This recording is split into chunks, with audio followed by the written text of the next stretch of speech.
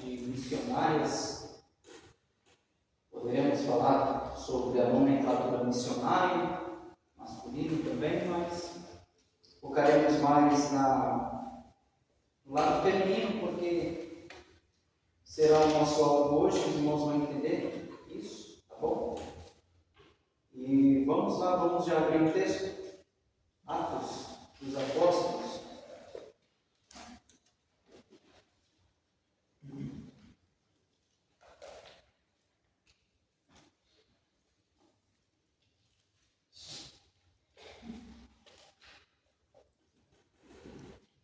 Capítulo de número 13.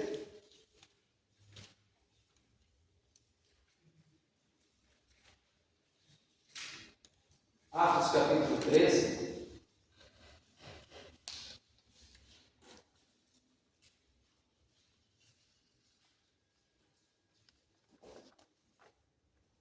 Acharam?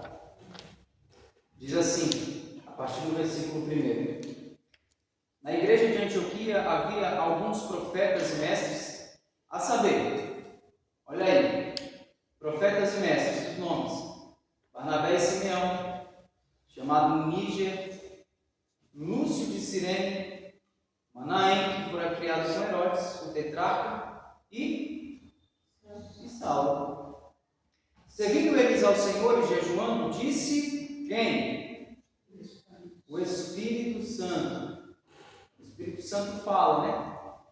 O Espírito Santo disse: separai-me Barnabé e Saulo para a obra a que os tenho chamado. Então, depois de jejuarem e orarem, impuseram sobre eles as mãos e os enviaram. Assim, esses, enviados pelo Espírito Santo, desceram a Seleucia e dali navegaram para Chipre. Amém. Então, o título da nossa aula hoje, o tema, anote no seu caderno,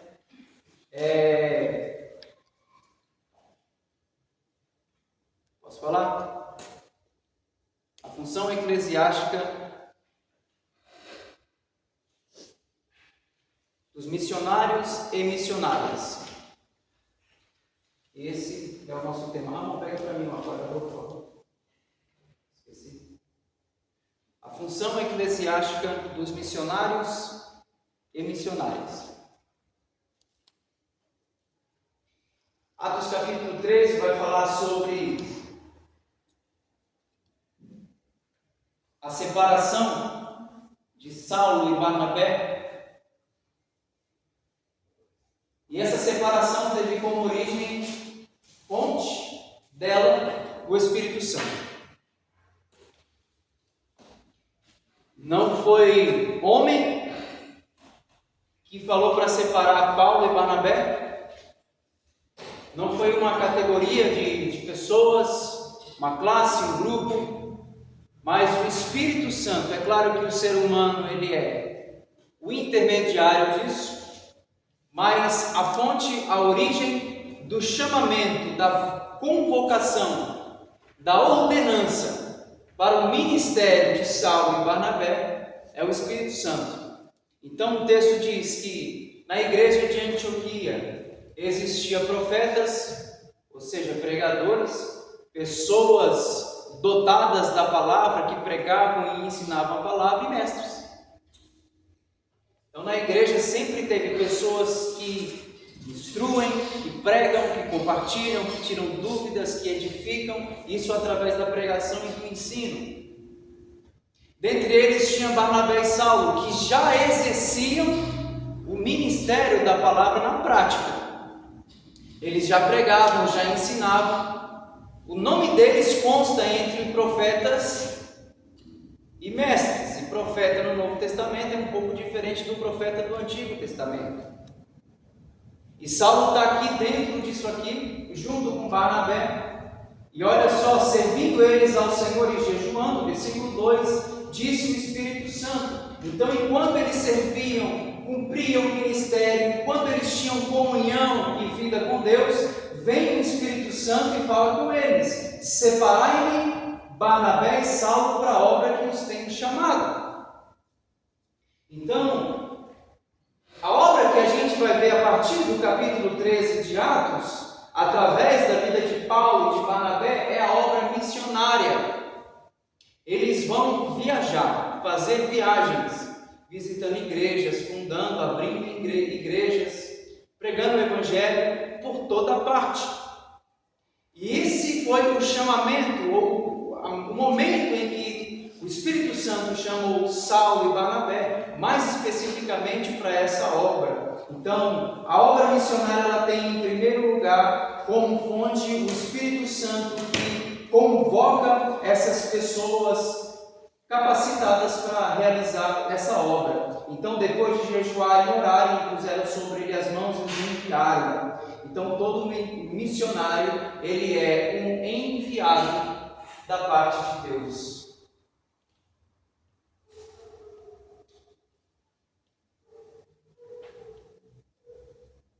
Concluímos, então, que o ministério do tão conhecido apóstolo Paulo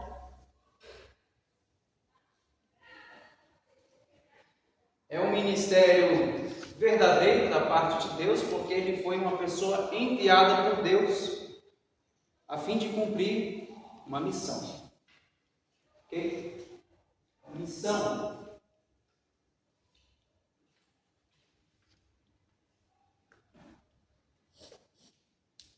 O Espírito Santo já nos deu uma missão. Vemos isso em Mateus, capítulo 28. Vamos para lá?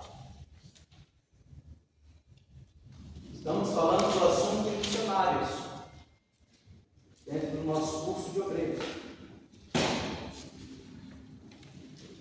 Então, o que a Bíblia ensina sobre missionários e missionárias?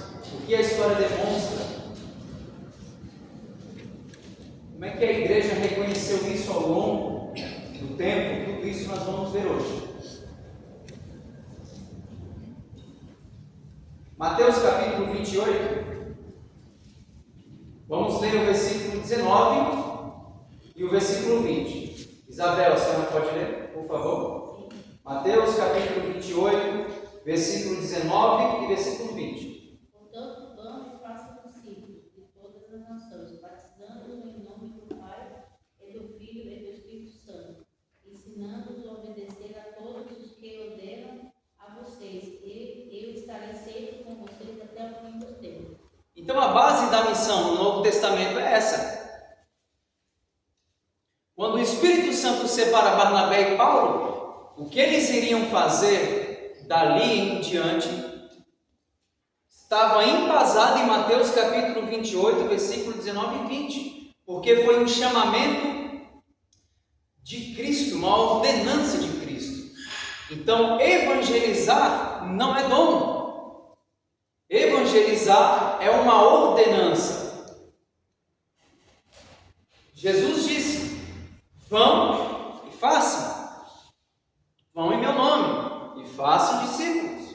E é claro que esses discípulos não é para a gente. Os discípulos é para Cristo.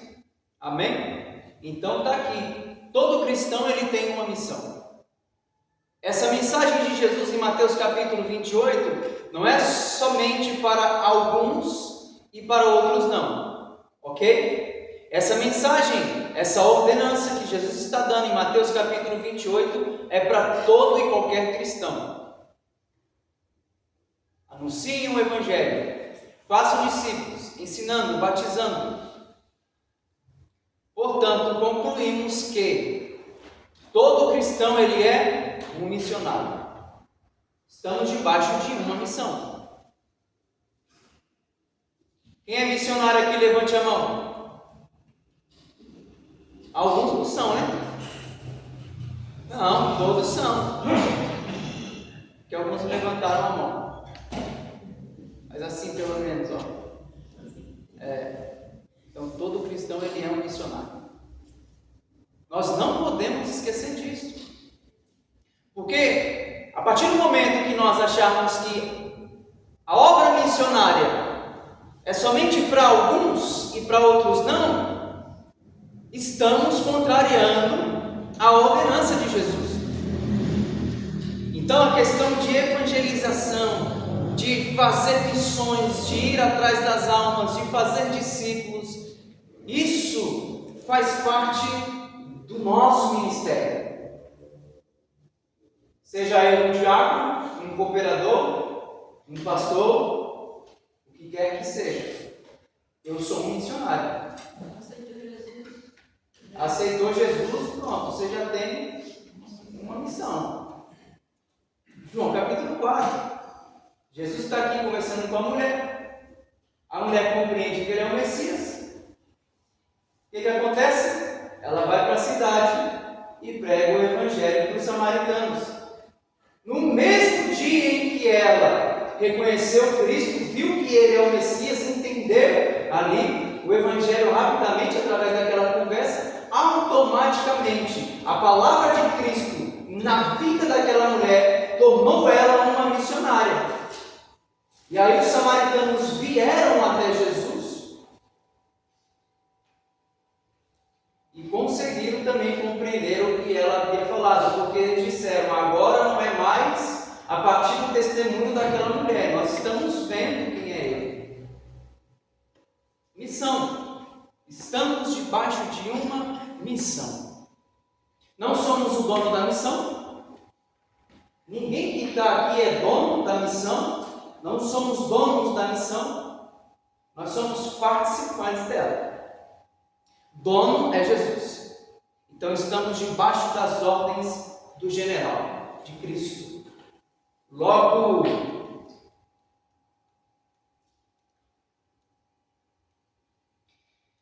o missionário, ele não aparece mais do que a mensagem. Isso precisa ser uma realidade. Porque o missionário, ele é o meio para que essa mensagem chegue a outra pessoa. Digamos que o missionário ele seja um carteiro na prática. Levanta a mão quem aqui sabe o nome do carteiro que entrega lá na sua casa. Mas quando chega a carta, você vai conhecer o conteúdo dela, você sabe que é para você, está seu nome. Porque o que deve chamar a atenção é a mensagem, não o mensageiro. João Batista disse: eu preciso diminuir, ele precisa crescer. Amém?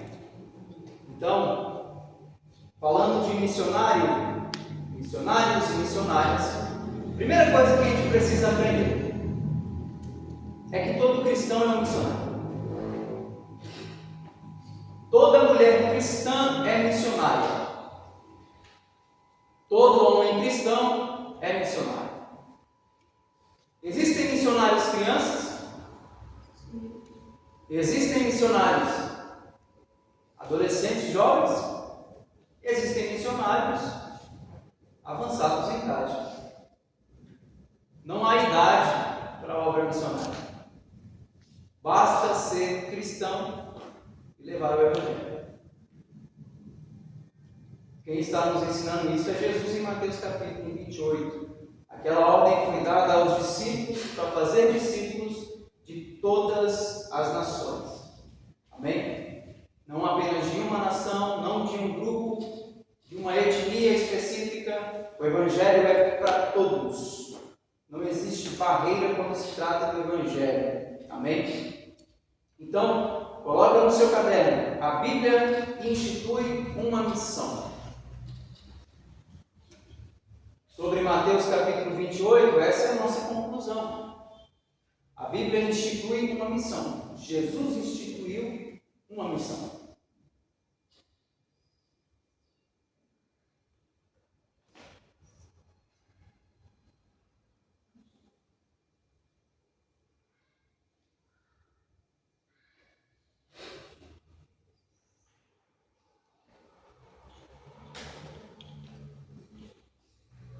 Jesus instituiu uma missão.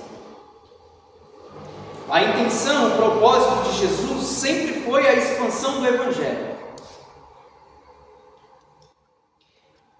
Ele fala isso após a ressurreição em Mateus capítulo 28, e a gente vai ver isso também a partir de Atos capítulo 1. Porque o propósito de Jesus para a sua igreja era que ela crescesse em qualidade e em quantidade. Não existe esse negócio que a gente ouve muito por aí hoje. Que Jesus ele se preocupa com qualidade e não com quantidade. Na verdade, Jesus se preocupa com os dois. E a base para isso é Atos capítulo 1, Atos capítulo 2, Atos capítulo 3, até Atos capítulo 28. O livro de Atos demonstra isso. Porque por vezes a gente vai ver que a palavra se espalhava, e quanto mais ela espalhava, mais havia multiplicação de pessoas.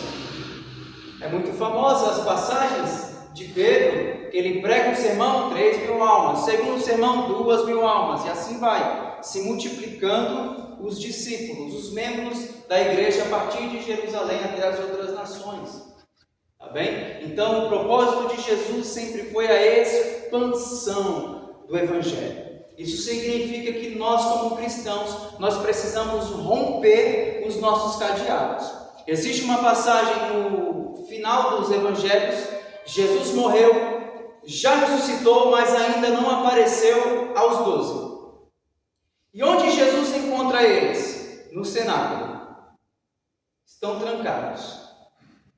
Sentimento de medo. Com medo dos judeus. Jesus entra no cenáculo e diz: paz seja convosco. E o convite de Jesus naquele dia é para que os discípulos rompessem os cadeados e saíssem para fora. Porque a missão da igreja não é ficar aqui, mas é ir. Igreja não é um clube. Igreja tem uma missão: expansão do Evangelho. Todo cristão é um missionário. E foi a Bíblia quem instituiu isso, né? A partir de Cristo, mais especificamente ou especialmente. Pergunta que eu faço para os irmãos, focando aí na parte feminina, né? Existiram mulheres na Bíblia, no Novo Testamento, que participaram da expansão do Evangelho? Sim ou não? Existiram mulheres que participaram da expansão do Evangelho? Me fala o nome de uma. Dorcas. Muito bem. Ótimo exemplo. Priscila. Marta. Ok. Esther. Novo Testamento. Novo. Lídia. Opa, muito bem, Lídia. Ótimo exemplo. O que mais? Vamos lá. Quais mulheres mais?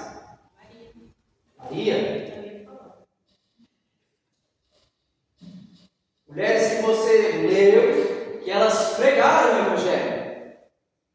Participaram da obra missionária pregando o Evangelho por aí.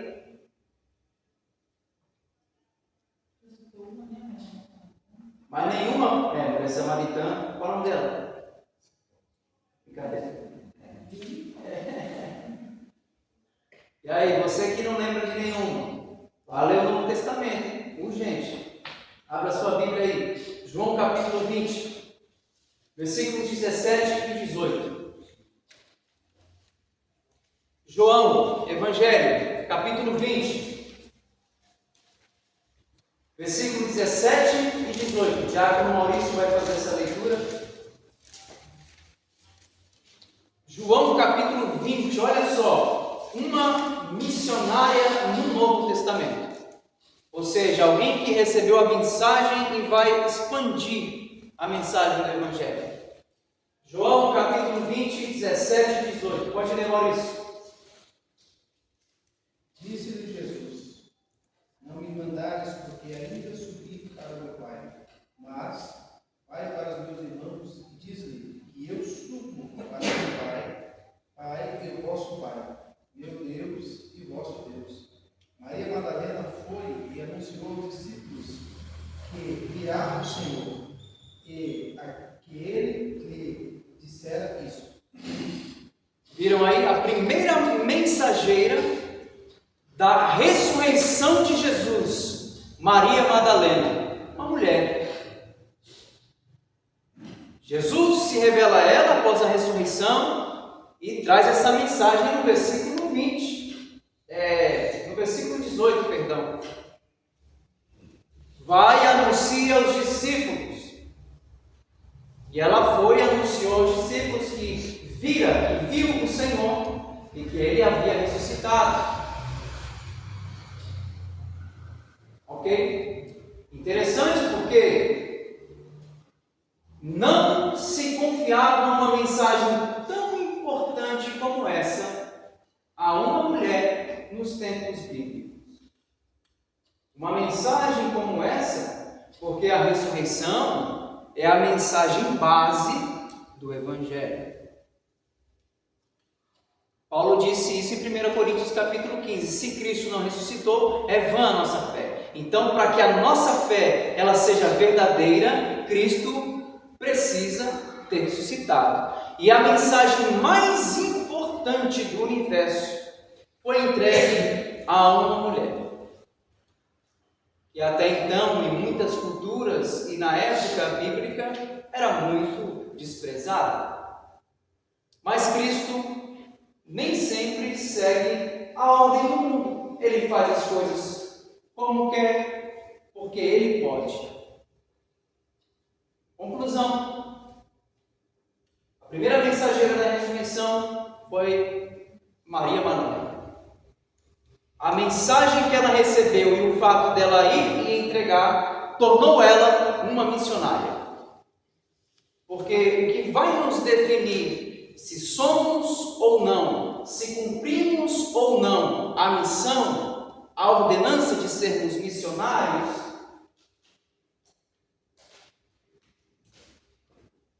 é a atividade. Maria se colocou em atividade missionária, ela agiu, atividade, ação, ela foi, ela cumpriu a missão que Jesus havia dado. Vai e diga aos discípulos, anuncia a eles. Ela foi, cumpriu a missão, esteve em atividade missionária. Então, a atividade, a ação dela ir, o fato dela ir, essa ação torna ela uma missionária da ressurreição. Todo cristão ele é um missionário. Todo cristão ele é um missionário. Mas quando um cristão ele não exerce a atividade missionária, ele está com problema. Ele está falhando. Maria Madalena não falhou isso. Atos capítulo 18. Abra aí rapidinho. Atos 18, versículo 26.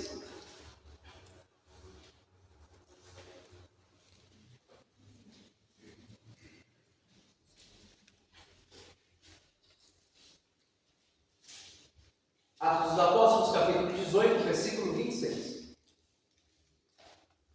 Leia, Paulo Henrique. Logo começou a falar corajosamente na sinagoga. Quando Priscila e Áquila o ouviram, convidaram-no para ir à sua casa e explicaram com mais exatidão o caminho de Deus. É isso aí. Então, essa passagem vai falar de um homem chamado Apolo. A Bíblia diz no versículo 24 que ele era poderoso nas Escrituras. Então, para alguém ser chamado de poderoso nas Escrituras, tem que ser uma pessoa com vasto conhecimento.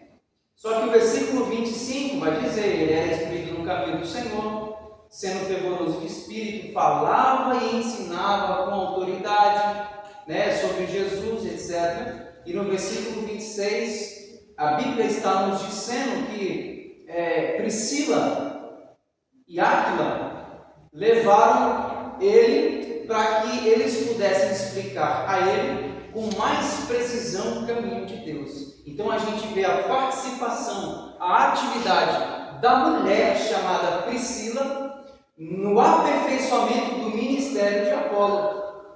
Porque alguém pode olhar para Apolo e falar assim, ele já é poderoso nas Escrituras, já é fervoroso de espírito, ele é o cara. Só que Priscila e Áquila, o casal, olhando para ele, enxergou nele potencial de mais desenvolvimento. Então Priscila, juntamente com seu esposo, pôde cooperar no desenvolvimento, no aperfeiçoamento, no progresso no ministério de Apolo. Isso também é fazer missão. Próximo exemplo nós temos em Romanos capítulo 16.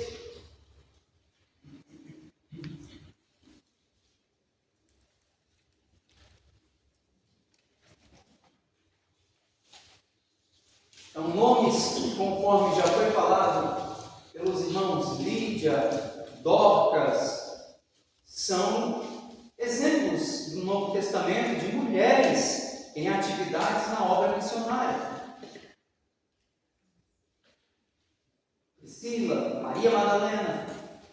Nós temos aqui um outro exemplo em Romanos capítulo 16, versículos 1 e 2. Quem pode ler?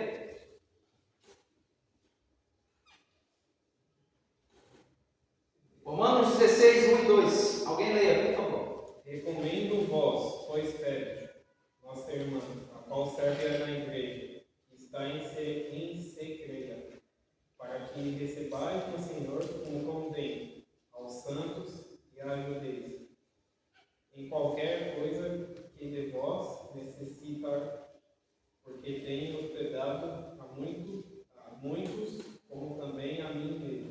Olha aí, de uma forma resumida, Febe, ela é uma mulher que serve a igreja e ela recebe muitos, hospeda. Então, missionários que estão em viagem, vai visitar a igreja, se hospedam na igreja dessa mulher. E Paulo está dizendo, como também a mim mesmo. Então ela hospeda a muitos e a mim também.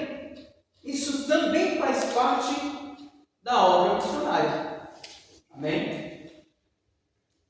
Vamos ver esse último exemplo que se encontra em Filipenses, capítulo 4. E damos continuidade. Nossa carta de Paulo aos Filipenses, capítulo 4.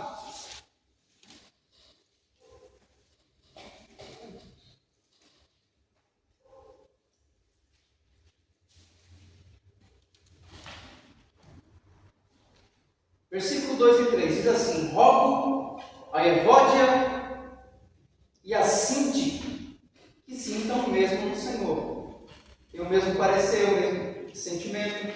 Então essas duas mulheres, Evódia e Sinti. 3. E peço-te também a ti, meu leal companheiro de jugo, que ajudes essas mulheres que trabalharam comigo no Evangelho. Olha só, mulheres. Essas duas são mulheres que trabalharam com Paulo no Evangelho e complemente com os outros cooperadores cujos nomes estão no livro da vida.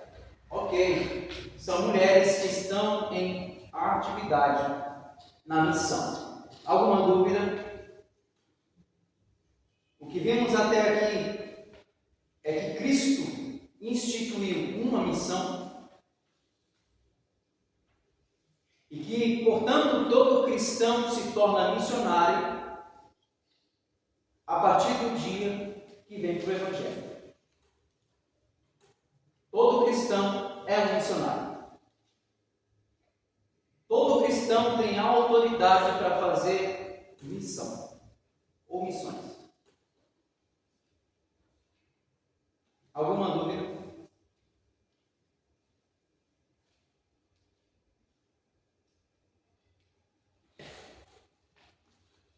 No Novo Testamento, quando falamos sobre missionários e missionárias, é isso que nós encontramos. Ok? Pessoas em atividade na expansão do Evangelho.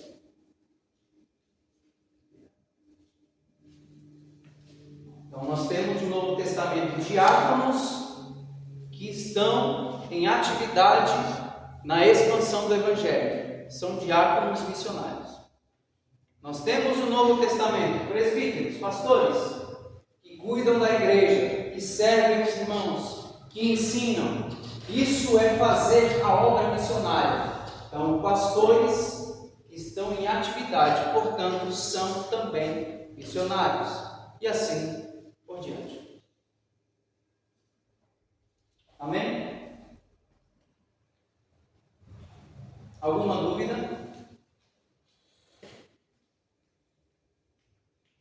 Anote no seu caderno.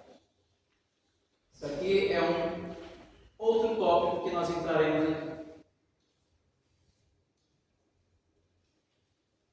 Como já vimos os missionários na esfera do Novo Testamento, na esfera bíblica, coloca aí, os missionários na esfera histórica.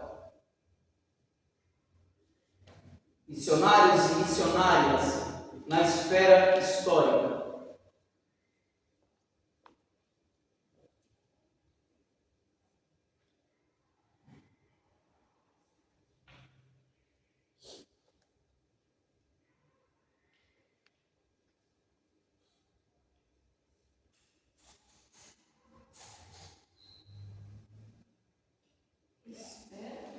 Esfera.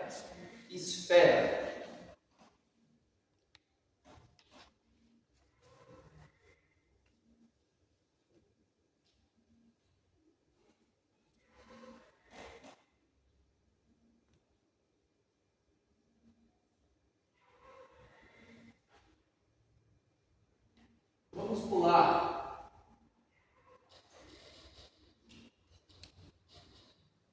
no século XIX.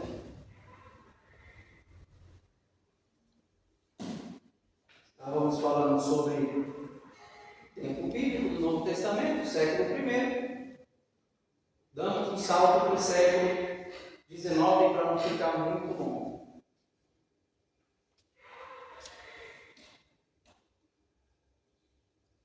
Porque a partir de Atos, a igreja sempre pôde contar com missionários.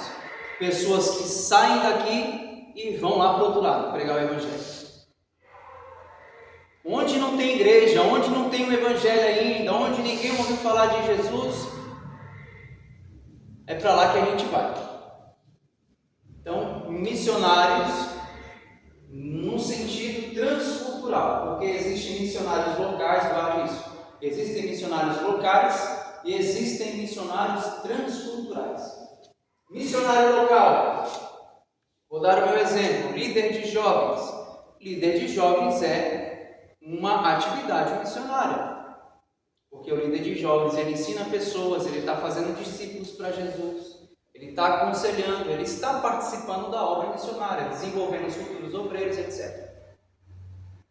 Pastor de uma igreja local, na prática ele é um missionário, etc. Um missionário local. Agora existem missionários transculturais, missionários que estão viajando e pregando o Evangelho por aí afora. No século XIX, a gente tem no nosso país, Brasil, a presença de muitos missionários. Tá? Isso nós estamos falando de 1800 e tantos, século XIX, 1800 e bolinhas.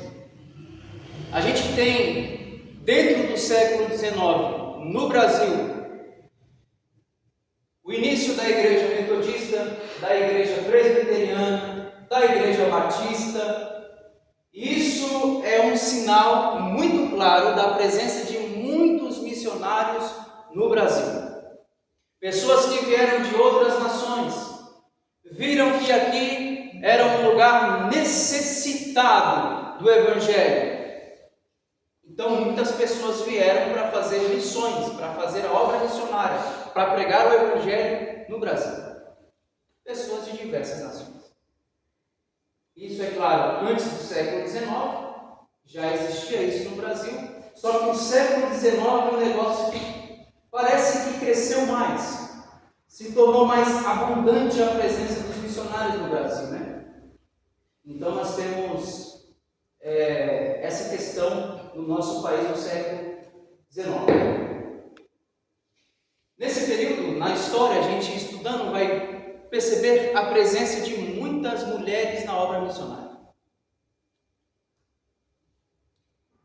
Mulheres casadas que o esposo é missionário e ela auxilia na obra, bem como também faz a obra juntamente com seu esposo.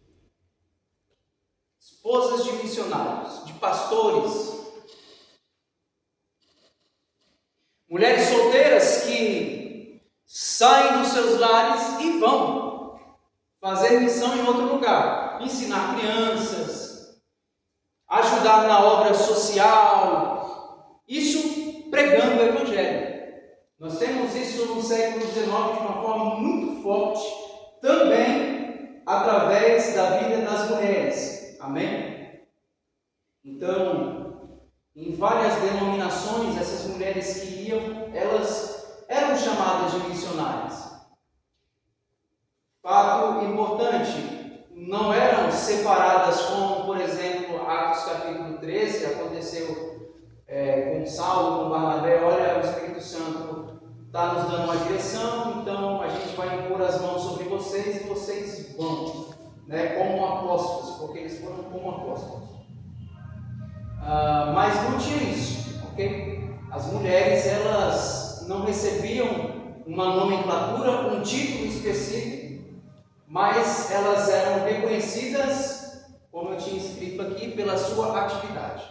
Então, pelo fato delas irem e fazer missões, então elas eram caracterizadas como missionárias. Amém? Um século depois, século XX, portanto, 1900 e bolinhas, nós temos uma data muito importante.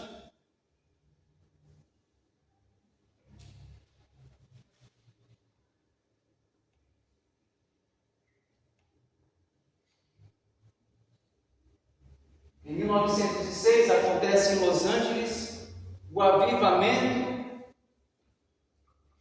da Rua Azusa. Quem aqui já ouviu falar sobre isso? O avivamento da Rua Azusa. Você que nunca ouviu falar, pelo amor de Cristo, pesquise sobre isso. Você vai amar esse assunto.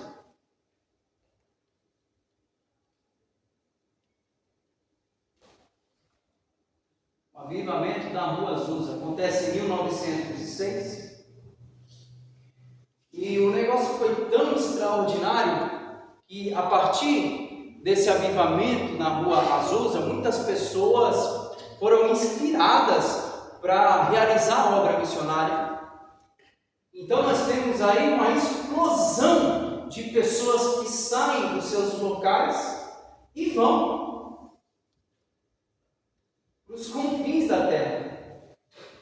Então, no século XX, o Brasil também é uma nação que recebe a presença de muitos missionários que vêm de outras nações, de outros países, Então, há essa chegada de missionários ao Brasil. Dentre eles, existem dois nomes importantíssimos.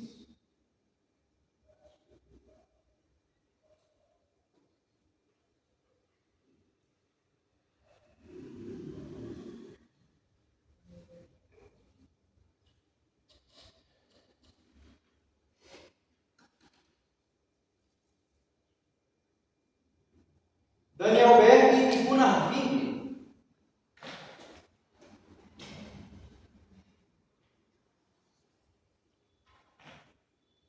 Quem já ouviu falar sobre esses dois? Levante a mão. Quem nunca, pesquise. Isso aqui é coisa que todo crente pentecostal precisa saber, irmãos. Porque as denominações pentecostais no Brasil basicamente partiu daqui. Então todo pentecostal precisa saber a sua história. Como é o segundo nome? Gunnar Wingren. Gunnar? Gunnar. Desenho. Isso. É assim mesmo. Diferente.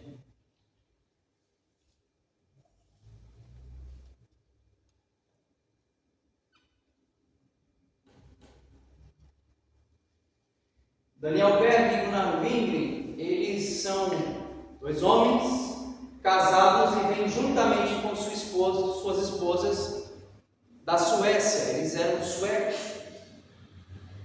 E eles vêm para o Brasil. E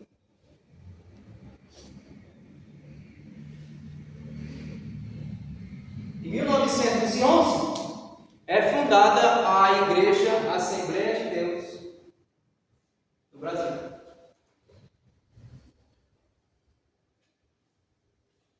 Foram esses homens que deram origem a essa igreja tão conhecida, né, no nosso país, Assembleia de Deus. Em 1910 foi fundada a Congregação Cristã no Brasil, por um italiano.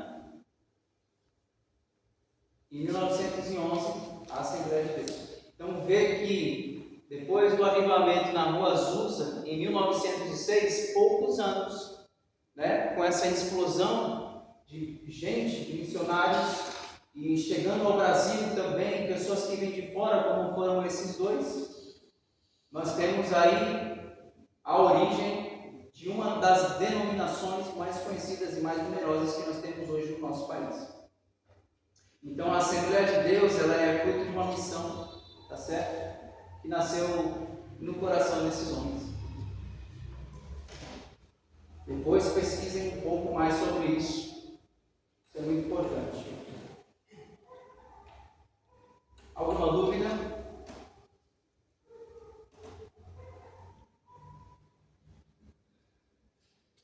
O Gunnar, ele tem uma esposa que é muito importante dentro do nosso assunto de hoje, e o nome dela era Frida. A Frida Wingren.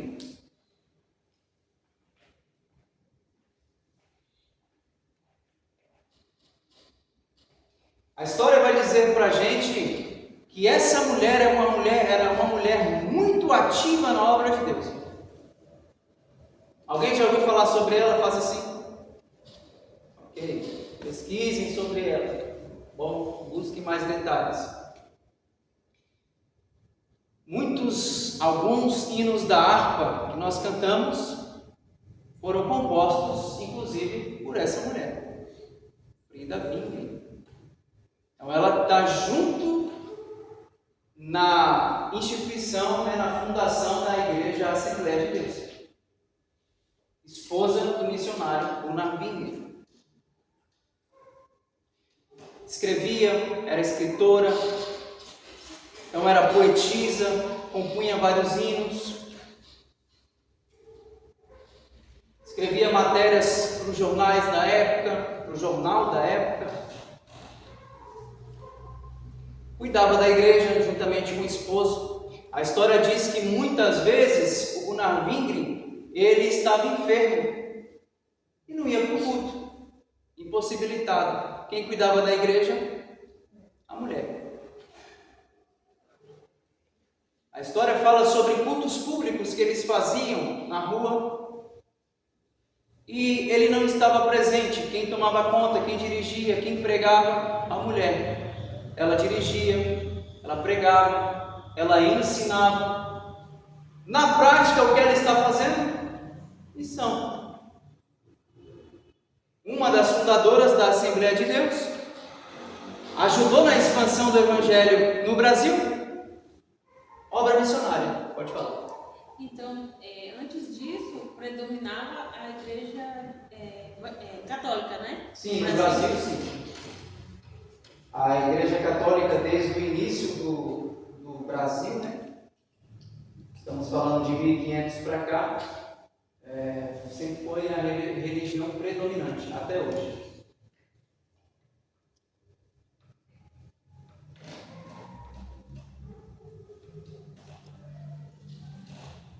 Dentro disso, o que vai acontecer? Vai surgir anos depois, estamos falando agora da década de 30, 1930, por ali. Quem aqui já ouviu falar sobre a CGADB? Convenção Geral das Assembleias de Deus do Brasil. É uma convenção que foi criada em 1930.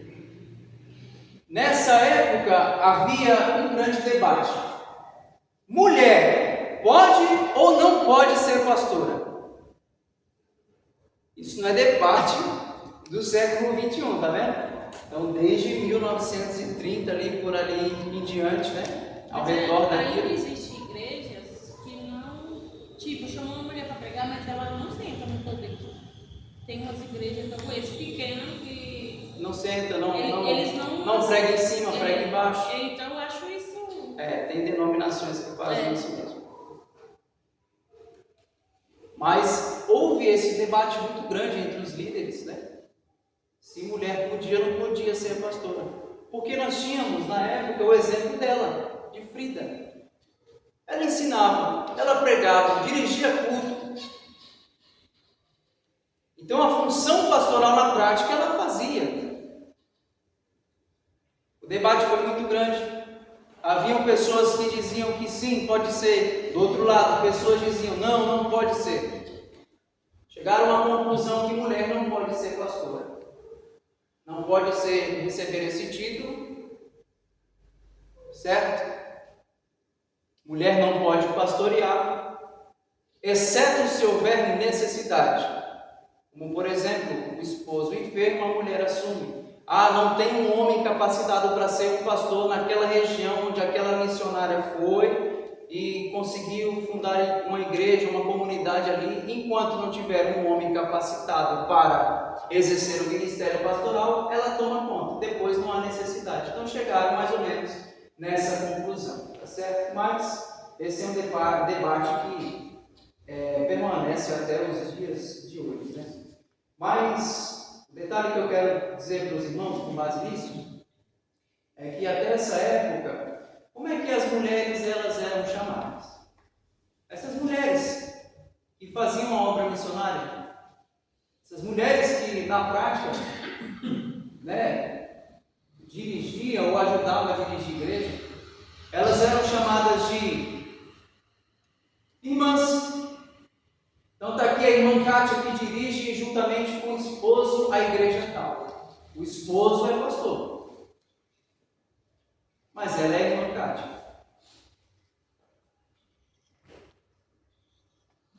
Era Na congregação dele, mulher. É mesmo? Congregação cristã, mulher não prega. Essa eu não sabia. Elas são separadas, né? Sim. Fica com véu. Mulher com ela nada, vai com pra cá. Você vê que já não. mas nunca tinha reparado nisso. Se mulher é assim. Ok. Só um ponto de atenção nesse estudo referente ao que a mulher pastora ou não, eles fundamentaram essa tese na Bíblia. Quando eles leram a história de Moisés, falando que existia pastora até Moisés chegar. Eles não fundamentaram em homens isso. Eles fundamentaram isso baseado na Bíblia. Existia pastora na Bíblia? Sim. Né? As filhas de Jefté. Só que até Moisés chegar e tomar conta do rebanho. Por isso que eles dizem que mulher pode ser pastora sim, se não houver ninguém. A partir daí foi que eles fizeram esse fundamento. Ok. Realmente, se procurarmos na Bíblia base para o ministério feminino, a gente não encontra. Não encontramos. Respeitamos as outras denominações, pastoras pregam aqui, chamamos de pastoras, normal. Se um dia você sair daqui e for congregar em outra igreja e lá tem pastora, não vejo problema, tá certo? Não vejo que isso seja um problema. Mas a gente afirmar que a base para o ministério pastoral feminino, bíblico, não há, tá certo? E há uma grande diferença de Rebeca ser pastora de ovelhas para pastora de homens, né, de pessoas. Há uma grande diferença entre pastor de animal e pastor de pessoas. Ok? Então, essas irmãs, essas mulheres que faziam a obra missionária, elas eram identificadas assim. A irmã tal. ok? A esposa do pastor, a esposa do missionário, a Rose, a esposa do missionário Richard,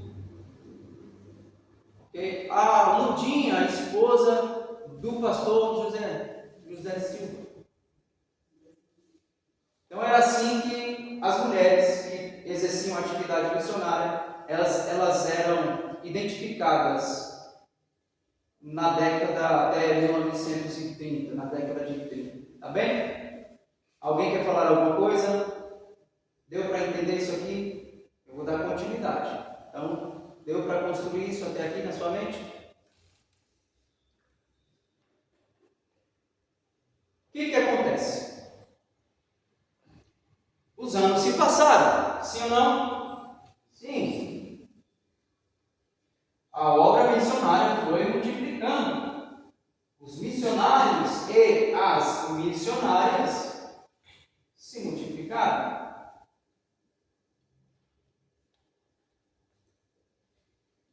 Agora nós já estamos no ano de 1975.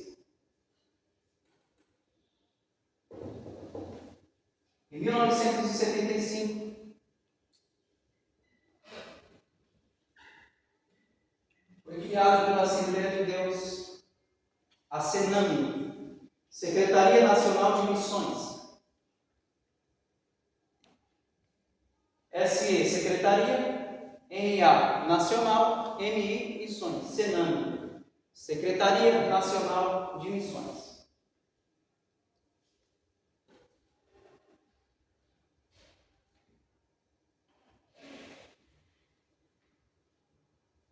E aqui eu passo a explicar a origem do ofício eclesiástico de missionário. Porque você pode pensar assim, bom, se no Novo Testamento o que nós temos instituído é uma missão e não um cargo de missionário ou missionária, da onde surgiu isso? E aqui eu passo a explicar a origem disso. Secretaria Nacional de Missões foi criada em 1975. Por quê? Conforme a multiplicação dos missionários e missionárias, houve a necessidade de credenciamento, de identificação dessas pessoas. Então, houve a necessidade dessas pessoas terem um documento que as identificasse. Um credenciamento, uma administração melhor em prol do bem dos missionários. Então, está lá o Diácono Natal, ele é um missionário da Assembleia de Deus, ele vai lá para o Japão. Chegando no Japão, ele pode se identificar, olha, estou aqui como missionário da Igreja Assembleia de Deus. Então, com a necessidade desse credenciamento, foi criado a SENAMI para que houvesse o credenciamento de missionários e missionárias.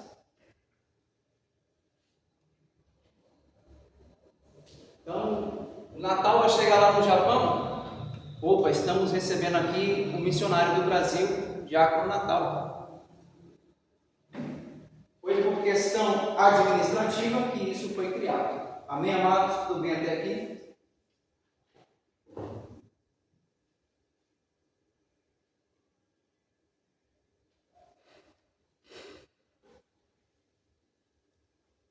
O que aconteceu? Conforme os anos continuaram passando, as denominações transformaram esse credenciamento, ok, em um cargo eclesiástico. Então foi em 1975 a Assembleia de Deus quem criou o cargo de missionária? Não.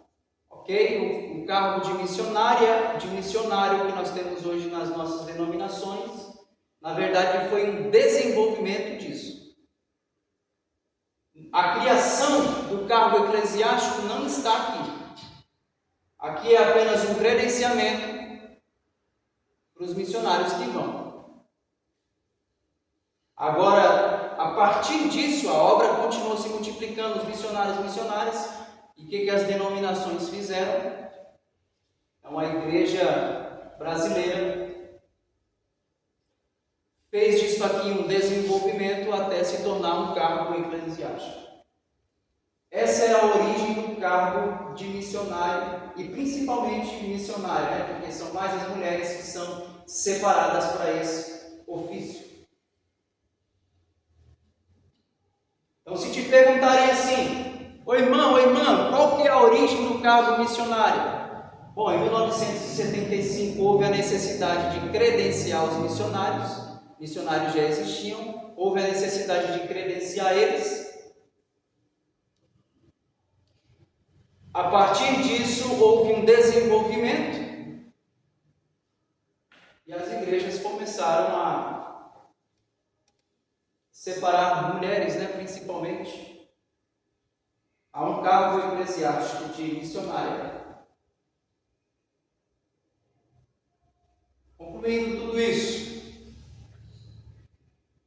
de 1975 para trás, missionário e missionária não era um título eclesiástico, como o é hoje. Ok? O que era missionário e missionária? Era alguém que estava em exercício de atividade missionária transcultural. Vê que desenvolveu bastante, né? Tem diferença, certo? O nome disso é desenvolvimento. Então, hoje, o título missionário representa esse reconhecimento eclesiástico de uma mulher dentro da comunidade.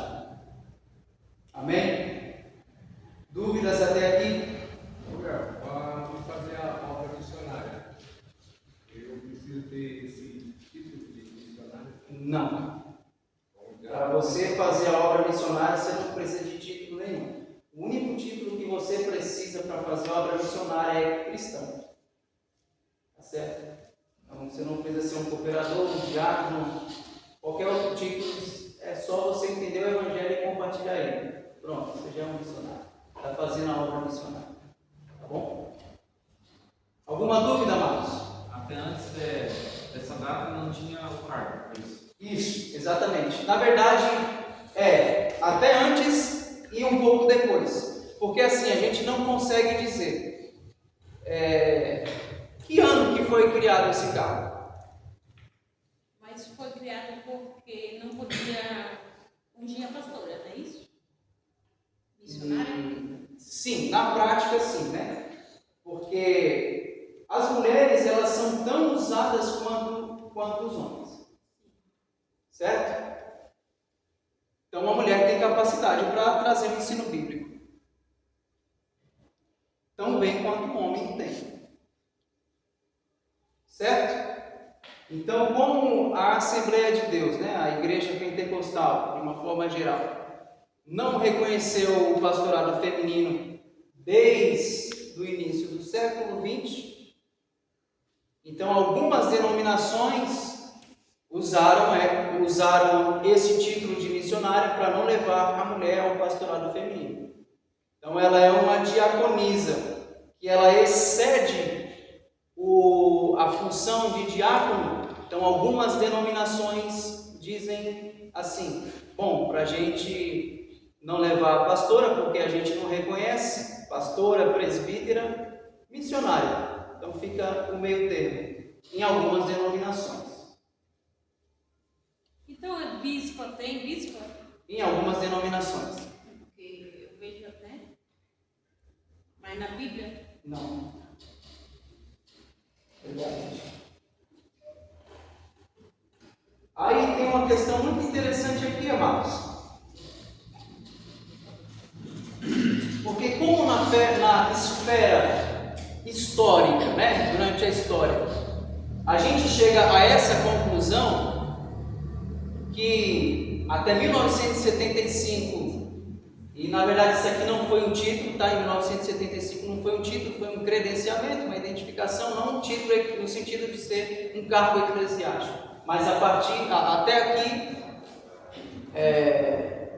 não se tinha, né, esse título como um cargo eclesiástico dentro das igrejas, dentro das denominações, das igrejas locais. Tá bem? Por que a mulher do pastor ela se torna missionária? É isso que eu vou explicar a partir de agora. Depois da década de 80, a gente não sabe data exata, eu fiz uma pesquisa muito minuciosa, irmãos, e não consegui achar data. Não tem registro histórico disso. Esse aqui foi o primeiro culto onde a igreja tal, colocou mulheres como missionárias nas igrejas locais. Então, essa é a data a partir, sei lá, um exemplo, 2001. Não, a gente não tem isso, né? O que a gente tem no máximo é até isso aqui. Então, o que a gente chega à conclusão? Que daqui houve um desenvolvimento. Em alguns lugares passaram a colocar missionária dentre as funções eclesiásticas. Irmã Isabel, o que acontece? Vamos lá.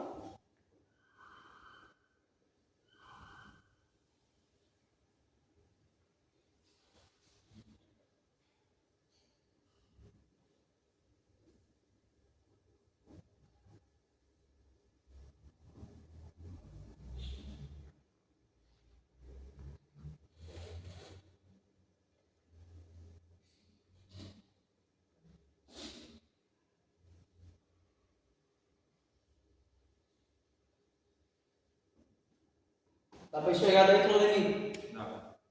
Então aqui nós temos a nomenclatura missionária. Tá bem? Então nós temos Igreja A. Nós temos Igreja B. Nós temos Igreja C, porque são várias denominações que a gente tem no Brasil, certo? Cada igreja vai colocar missionária dentro da sua própria visão. Então, como o exemplo da irmã Isabel, existem denominações que o homem vai ser ordenado ao ministério pastoral. Automaticamente a sua esposa receberá o título de missionária. Talvez seja assim na denominação da igreja A, mas na igreja B é diferente. Eles até colocam um título para alguma outra mulher de missionária, mas aqui na nossa igreja, na igreja B, missionária não é a esposa do pastor. Aqui a gente pensa diferente. Aqui é aquela mulher que ela sai da sua geografia local e ela vai para outros lugares. Vai para o Nordeste do Brasil, vai para outro país. Então, aí sim, nós damos o título para essa pessoa de missionário. Não, mas aqui na igreja C é diferente da igreja A e da igreja B. Missionária que a gente coloca como aquela mulher que cuida das crianças. Entende? Então, irmã Isabel, qual que é a resposta para essa pergunta? É que com o desenvolvimento do título missionário, missionária, cada denominação hoje no século XXI vai colocar isso de sua forma particular. Tá bom? Então, vai ter igreja que a mulher, ela tem a pegada para ser pastora. Ela tem um negócio para a função pastoral. Se colocar a igreja na mão dela, o negócio desenvolve. Mas aqui na nossa igreja, a gente não reconhece pastora. Então, vamos colocar ela como missionária. Então, vai depender de denominação para denominação. Tá bem? O pastor Ricardo, o senhor gostaria de falar sobre o título missionária dentro da visão do nosso ministério? Sim, a gente na verdade já sabe como é que funciona. Geralmente é na função do pastor, as esposas são denominadas missionárias, né?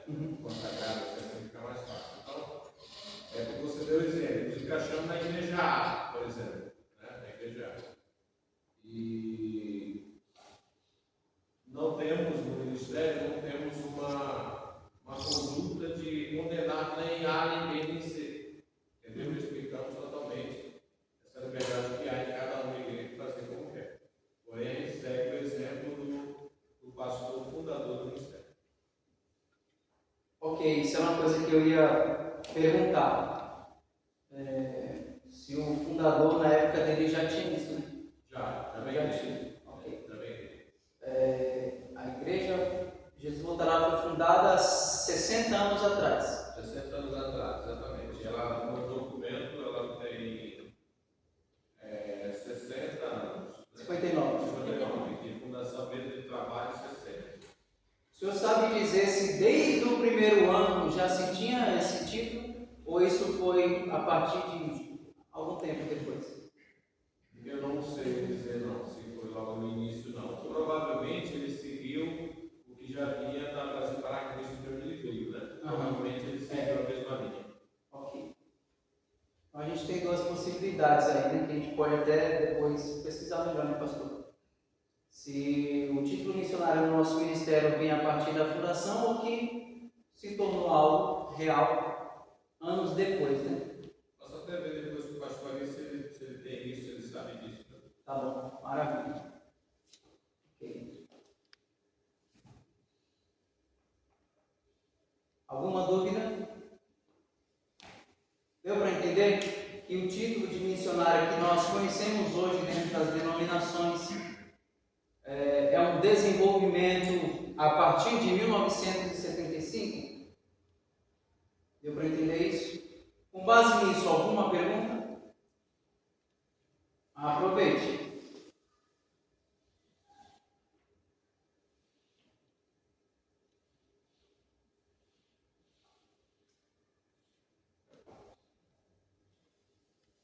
Dá uma glória a Deus aí, Juninho.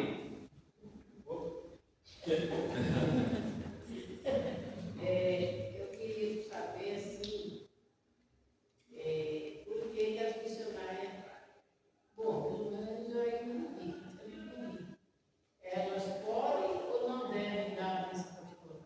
Ok.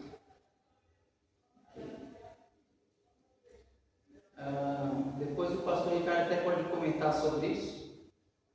Talvez a resposta deles pode ser melhor que a minha. Você quer começar, pastor, primeiro? Olha o seu entendimento. Tá bom. Bênção apostólica. Dentro das nossas igrejas, isso na verdade é uma tradição, né? Isso estamos falando de igrejas pentecostais. E de repente, se você for amanhã ou depois fazer uma visita numa igreja tradicional, não tem bênção apostólica lá.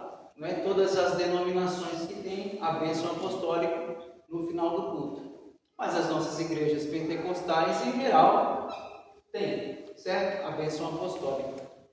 Dentro dessa tradição, quem dá a bênção apostólica, que está em 1 Coríntios 13, são pastores, presbíteros. E, em sua maioria, homens, certo? Primeiro, porque entendem que o pastorado feminino não é bíblico, então a bênção apostólica vem de um pastor, presbítero é um pastor, então também pode. Então, a bênção apostólica vem de um pastor. Olha o nome, bênção apostólica. Então, vem de um pastor. Existem igrejas que até reconhecem o pastorado feminino, mas quem dá a bênção apostólica lá também são os pastores. Tá? Aí é a mesma coisa, vai de igreja A para a igreja B para a igreja C. Vai sempre do pastor local, principalmente, né, a bênção apostólica. No nosso ministério, acredito que siga essa mesma ordem, porque o nosso ministério também não reconhece oficialmente o pastorado feminino. Nosso ministério não ordena mulheres ao ministério pastoral. É isso mesmo, pastor? Exatamente. Nós temos o caso da missionária Graça, que cuida da igreja de Tijuca há muitos anos, né? Há muitos anos. E foi perguntado para a pastora Alice se ela poderia fazer isso. Haja vista que não havia pastor lá. Então, se uma pastora pode assumir enquanto não tem um pastor, eu não vejo o problema de uma pastora fazer isso. Ok.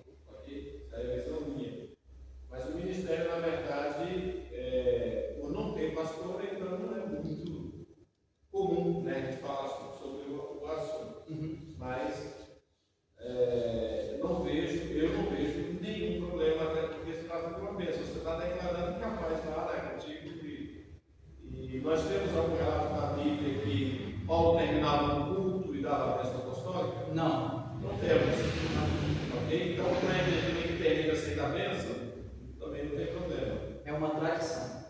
Não muda muita coisa. Paulo fazia isso no final das cartas, ou no final das cartas que ele mandava para as igrejas. Então, assim, não é o grande problema, né? Vemos que não é o grande problema. Agora, ficou, como você falou, na igreja, nas nossas igrejas pentecostais, ficou uma coisa, tradição mesmo. Você vai em qualquer uma, tem essa bênção. Geralmente é o homem que faz isso. Né? Então, a ausência de um pastor, aí sim, é o caso da ignorância, que é a única coisa que o ministério ele faz. Tá certo? Maravilha. Alguma dúvida, Marcos? Pergunte. Que não retornaremos nesse assunto novamente. Então, Irmão Vidinha, desculpa, perdão. Deu para entender? Sim. Deu? viu que não há muito problema de ter uma pastora, eu acabei me descuidando do pontual ali. Ok. Repetindo, nós não temos base bíblica para o ministério pastoral feminino. Algumas denominações adotam isso e ordenam mulheres ao ministério pastoral com título de pastora. E aquilo, a expressão que eu usei anteriormente, eu uso de novo. De repente, amanhã depois você está congregando em outra igreja e lá tem pastora. Problema nisso? Na minha opinião, não há problema. Ok? Assim como é uma ignorância também, algumas pessoas dizem assim, ó, foi embora porque tu não esperou a bênção apostólica. Nossa, vai atravessar a rua e vai se atropelar. Faz sentido porque o culto, a essência do culto não é essa. Até porque a graça de Jesus Cristo, quem tem aqui, levante a mão. Amém. O amor de Deus, Amém. a comunhão do Espírito, Amém. isso é base da vida cristã. Ok? Então, se nós fazemos isso, estamos fazendo à toa? Não, estamos reafirmando a bênção de Deus sobre as nossas vidas. Agora estamos sendo abençoados desde o início do culto. Ok? Então, se amanhã depois você for numa igreja onde tem bênção apostólica, você não fala assim, vixe, essa igreja aí. Lá não, realmente, lá não tem bênção apostólica. Ele não vai dizer que sai com a sensação que não teve culto, né? Isso. Não, ainda falaram da nossa. É questão cultural, né? Na igreja católica tem a bênção. Então, Tem? E pecador aqui tem bênção no final? não lembro. Tem. Não lembra mais não, Lígia? Eu lembro. Você é na lista? Tem sim, o Papa da bênção, gente. Tem sim. Mano, é missão católica. Muito praticante. Não, quando eu nasci, meus pais já eram da igreja. Só que eles eram desviados há muitos e muitos anos, sabe? Aí eu tinha muita vontade de ir na igreja, era pastor, de uma cidade mesmo, né? Tinha muita vontade de ir.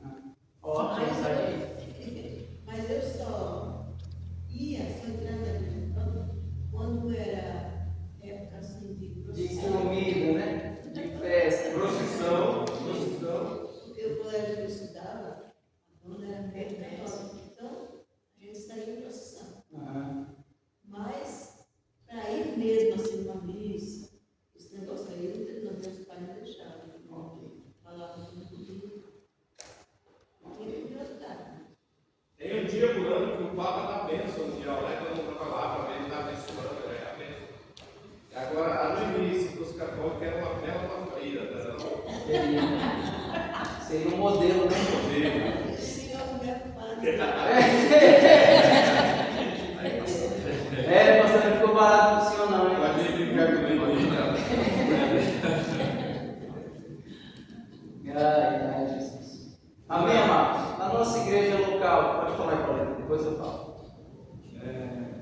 Nesse lado tem um know-how assim, jurídico, para atuar, uma coisa assim, nesse sentido, seriedade, reconhecimento, ou não? Perante a sociedade, sim, né? Porque como a pessoa exerce dentro de um ministério que que acredifica. E você vê que todos os obreiros passam pelo processo de preencher uma ficha, né? Nós temos ficha de membro, né? Tem lá na sua ficha que você é um diácono, uma diaconisa. Então isso é um documento. Você tem uma carteirinha de obreiros. Então onde você chegar, você pode pegar ela na sua carteira, na sua bolsa, e conforme a necessidade você se identificar.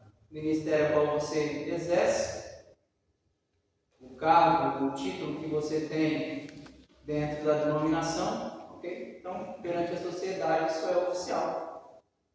Não é assim, pastor Ricardo? Sim. Visita, né? Nós estamos amparados por uma lei, né, que dá esse direito. Coisa que, se não tem esse documento, essa nomenclatura aí, é mais difícil. Né? Sim.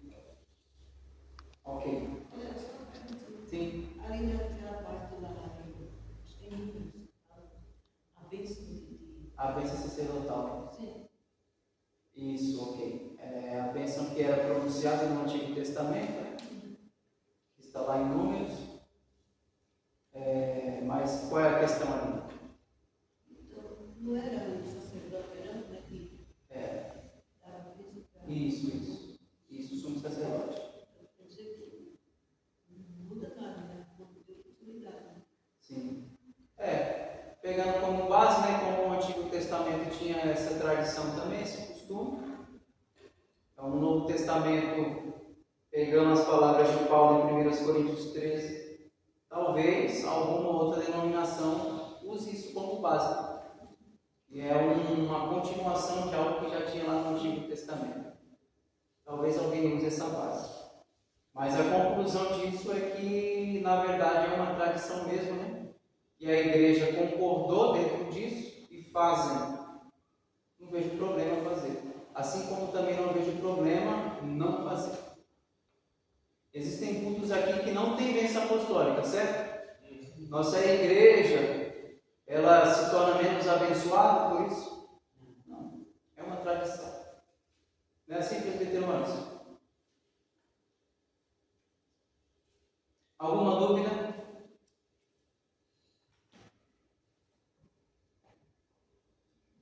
Algum questionamento?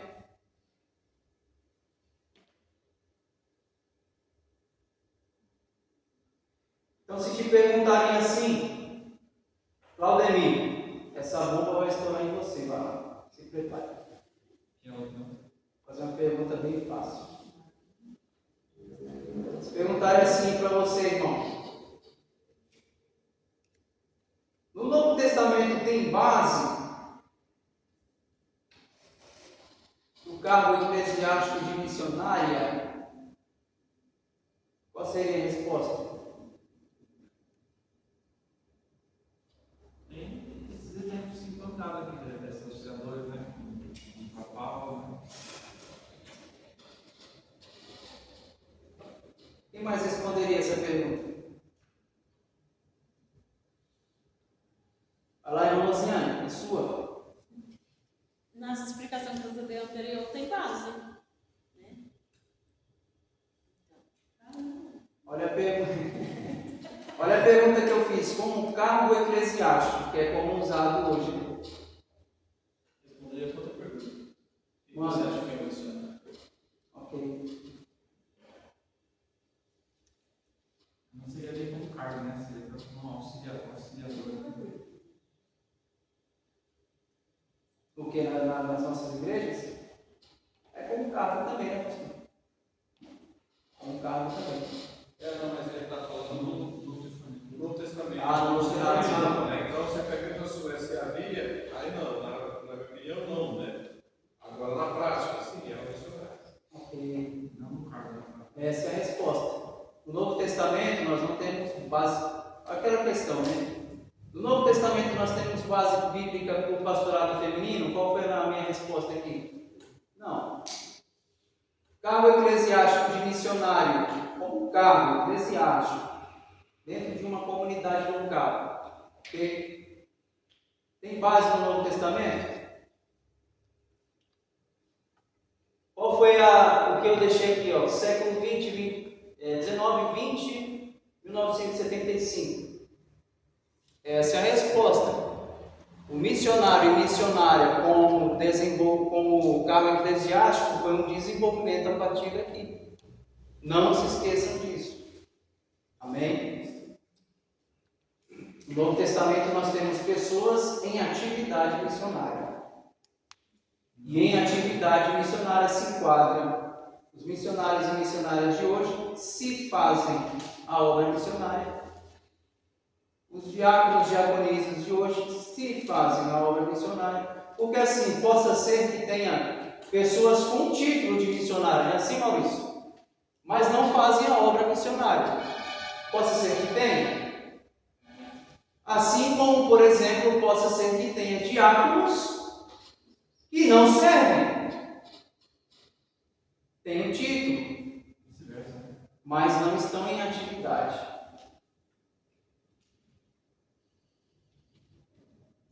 Amém?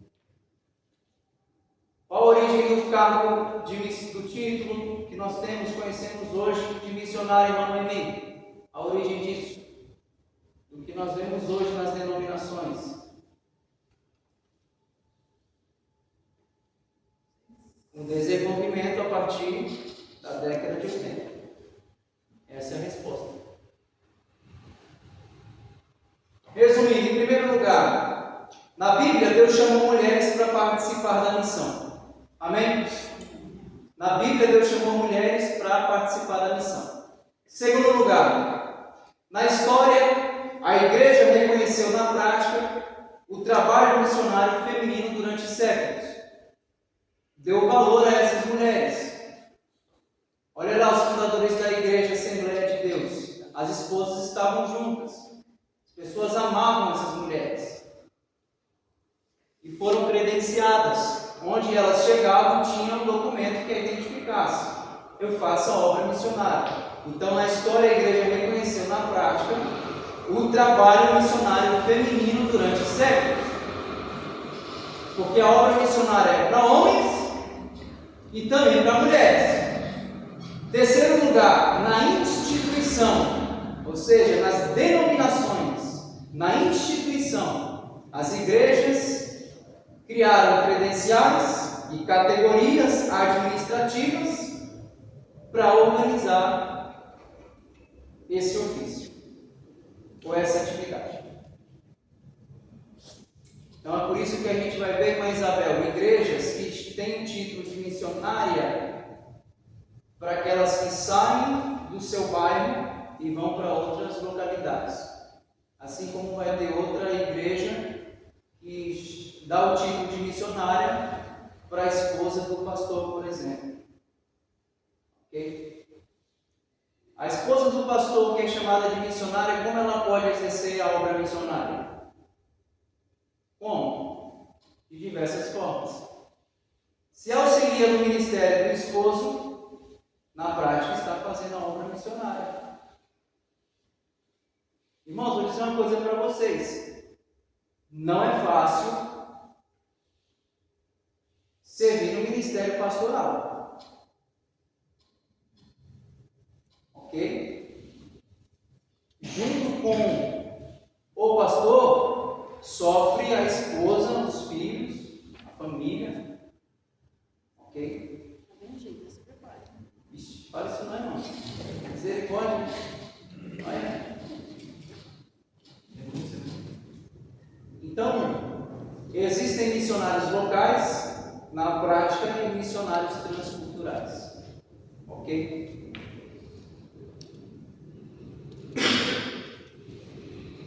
Maurício, o senhor é pastor, fundador de um ministério.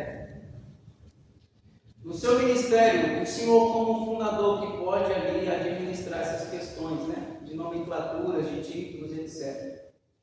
No seu ministério estaria o título missionário? Sim. Sim? Ok. Richard, no ministério que o Senhor fundou, teria esse título? Teria? Vou dificultar para ele, tá, pastor? Por que teria?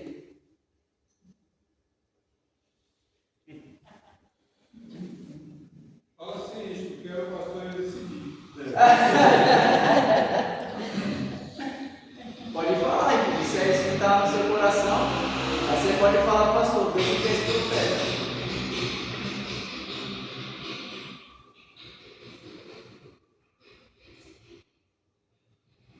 Existem denominações, amados, que quando recebem missionárias de outras igrejas, não reconhecem o título missionário. Ok? Mas é aquela coisa, né? Quando você é o pastor e você está recebendo na sua igreja, na igreja que você dirige, obreiros de outras denominações, você não coloca de imediato no púlpito. Estou errado, pastor? Não, está certo. Você não coloca de imediato no púlpito. Você vai conhecer a pessoa, experimentar a pessoa, procurar saber quem era a pessoa na outra igreja dela. Então existem igrejas que, ao receber missionárias, vai fazer isso, tá certo? Vai ter um tempo que vai passar para acompanhar essa pessoa. Opa, de fato essa pessoa, ela faz a obra missionária. Mas aqui a gente não vai dar esse título para ela, porque aqui não tem título de missionária. Como a gente vai chamar essa mulher, por exemplo?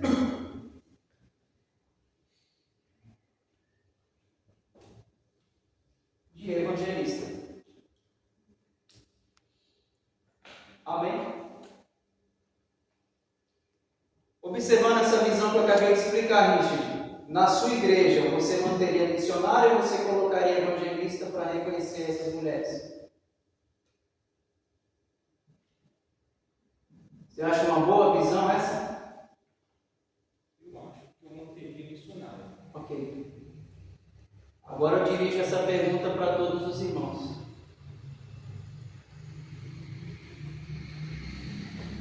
Quem colocaria essa visão de evangelista, levante a mão.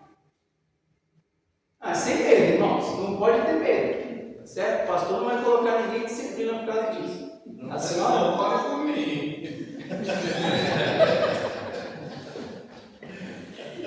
Moral. Vou fazer a pergunta de novo. A gente já tem uma mão levantada aqui da missionária Lurdinha. Então, na sua igreja, irmã Lurdinha, a senhora fundou a igreja lá e tal, então na sua igreja não tinha título missionário, mas no lugar disso teria evangelista, é isso? Ok. Alguém mais? Faça assim com a sua mão. Jason? Quem mais? Está de banco, pastor. Levantou? Levantou. Fez assim, ó, para o senhor não ver. Para o senhor não ver. Escovar que eu não vi. Tá bom. Quem mais? Alguém mais?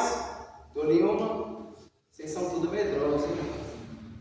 Particularmente eu também adotaria essa visão. Eu, particularmente, adotaria essa visão. Eu perdi Mas- a aula passada que explicava sobre o evangelista, então por isso que eu fiquei. Você me mandou, mas eu não entendi. Tá bom, depois a gente dá melhores explicações. Ninguém chama de mulher de evangelista. Exatamente. Não é algo comum, né? Você chamar, a gente vê por aí mulheres sendo chamadas de evangelista. Chamar aqui para ter oportunidade, a evangelista Noemi. Só vejo mais forte. Realmente, a maioria são homens, mas existem poucas denominações que adotam essa opinião. Não intitulam missionários, nunca viu? Mas colocam como evangelista. Bom, são visões, né?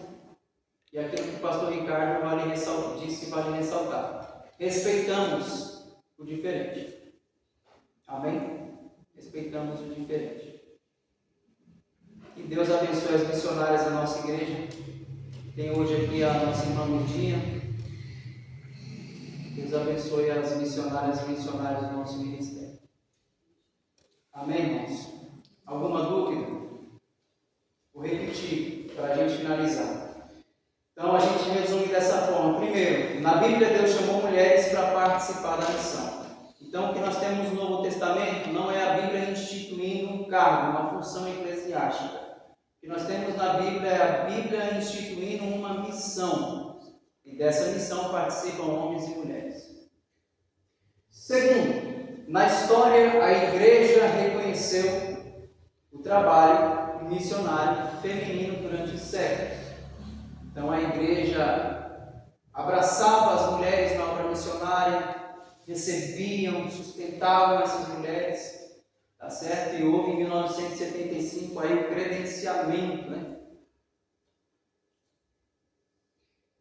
Terceiro, na instituição, ou seja, nos nossos dias de hoje, as igrejas criaram credenciais, né, para administrar, para organizar dentro de cada ministério essa questão de missionário e missionária. Tá bem?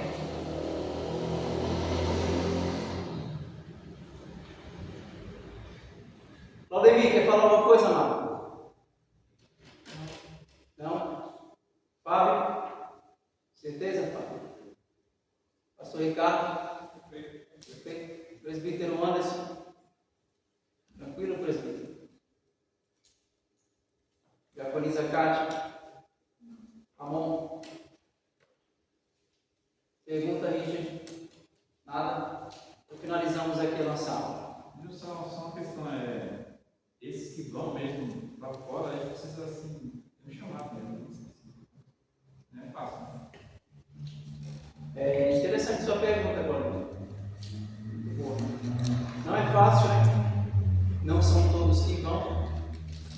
E essas pessoas que vão compreendem Mateus 28 como uma ordem para elas, como é para todos nós. Hoje é a nossa 9ª aula, certo? Desse nosso curso. Quarta-feira que vem nós teremos a nossa última aula. Fecharemos em 10 aulas. Amém? Deus abençoe a todos. E até quarta-feira que vem, se Deus quiser. Pastor Ricardo, aplauda Jesus.